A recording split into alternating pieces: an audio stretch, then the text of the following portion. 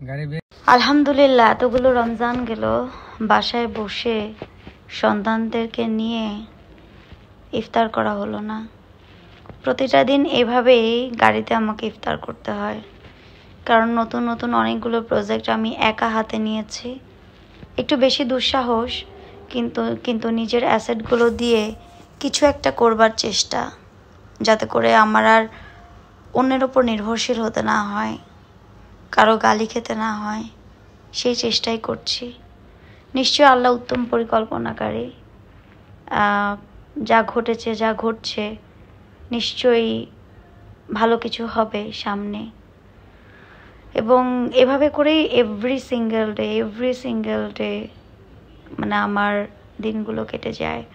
সকাল থেকে রাত কখন হয়ে যায়, ক্লান্ত হয়ে বাসায় ফিরি এবং দেখা যায় একদম মানে এমনভাবে ঘুমায় পড়ি, নিজের কোনো হুঁশও থাকে না। কিছু প্রিয়জন আছে যাদেরকে আগে মানে থাকে না, কাজ না থাকলে বসে বসে ফোনে কথা হতো বা সামথিং লাইক দ্যাট, তাদেরকেও এখন আর ফোন দেওয়ার সুযোগ হয় না, কারণ আমি নিজেকে এতটাই বিজি করে ফেলেছি।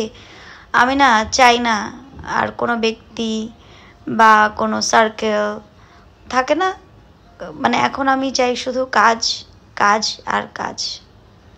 আমাকে এখন অনেক কিছু করতে হবে, বিকজ আল্লাহ আমাকে অনেকগুলো দায়িত্ব দিয়ে দিছে, যে দায়িত্বগুলো আমাকে অক্ষরে অক্ষরে পালন করতে হবে। প্রায় বহু ভরি স্বর্ণ ইতোমধ্যে সেল করে দিয়েছি নিজের বিজনেসকে দাঁড় করানোর জন্য।